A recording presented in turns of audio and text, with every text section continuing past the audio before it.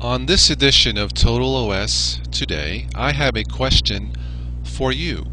What do you get when you take Ubuntu, Lubuntu, and Linux Mint? Why, of course, you get Windows Ubuntu. Just kidding.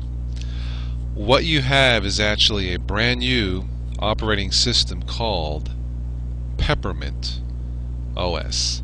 And before I continue, I would like to thank OsGUI's YouTube channel for first bringing this new operating system to my attention.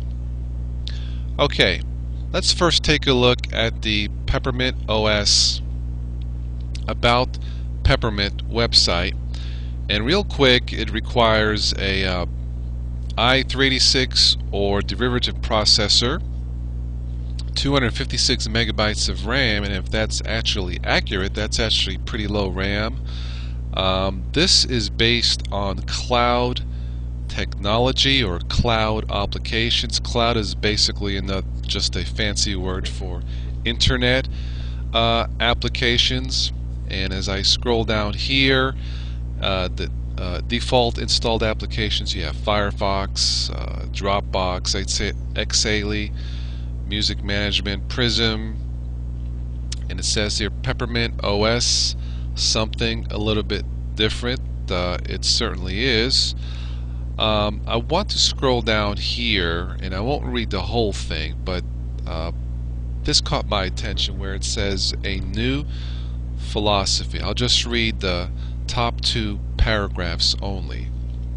It says, as longtime Linux users and supporters, we have seen certain levels of divide in the Linux community. We have also seen over the years the tendency to not kindly invite new users to Linux who are exploring, looking for an answer beyond the two seemingly de facto systems that dominate the market. I'm assuming they mean Windows and Mac OS. The biggest breath of fresh air in the past few years have been Ubuntu and Linux Mint, with their commitment to community and offering a welcome place for all to explore.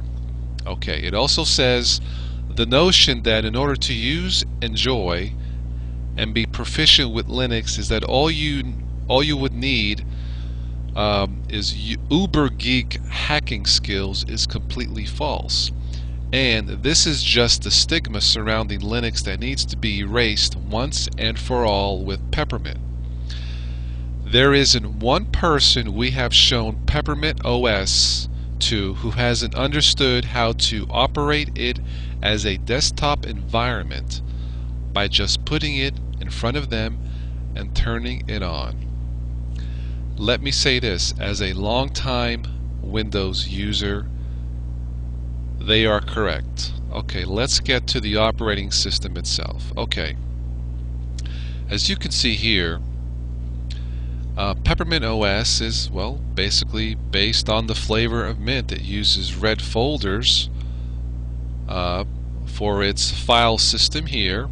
Let me click menu, and as I scroll down here, if you are a Windows user, you should be very much at home. Accessories, file manager, calculator. I'll just zip through these real quick. Graphics, editor, simple scan, internet. Of course, we have Facebook, Firefox, Office. This again is cloud-based or internet-based software. Google Calendar, Google Mail, Google Reader. Other, we have OpenBox Session, Peppermint Support, Sound and Video, Asunder CD Ripper, Genome Player, Hulu, and so on. System Tools. This uses the very lightweight and fast XFCE4 Task Manager. Preferences, of course, appearance, Bluetooth. Of course, I'm using a ThinkPad with the TrackPoint, so I did download this Configure TrackPoint piece of software to configure my sensitivity settings. And scrolling all the way down, you have the software manager, software sources, so on and so forth. And of course, you have Firefox, software manager, and the run command terminal. Log out. Let's see what this looks like real quick. Of course, log out, shut down, reboot, suspend. Okay, we'll hit cancel. Let me get out of this here. Top right, of course, you have the time, the calendar. Now, one thing I noticed, this is a rather sparse operating system. I wanted to install the weather applet, and it doesn't have it yet.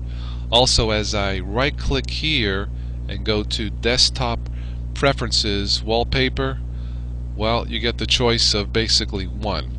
Now, I understand that to keep the total ISO file small, which I believe is 400 and some megabytes, they had to eliminate certain programs or pieces of software such as wallpaper, which I completely understand.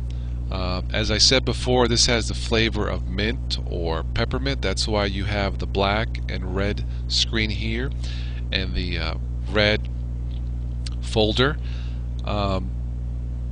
Sound control, of course, I have wireless running here. Again, very easy to read, and I'm using a Netgear router here.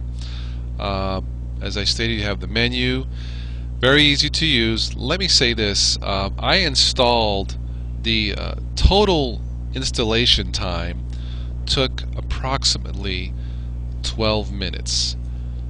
For me, that is a brand new record for installing any operating system.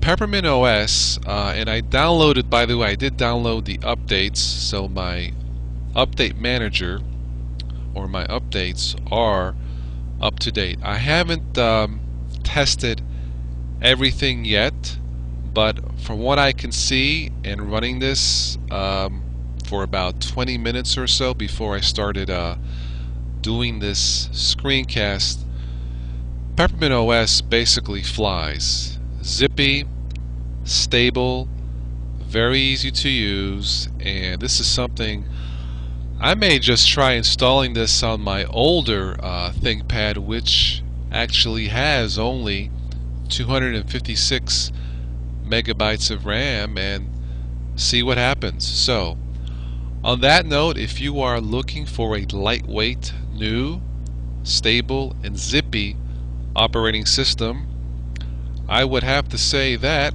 Peppermint OS is worth a shot. Anyway, that's it for this webcast, and thank you for watching Total OS Today.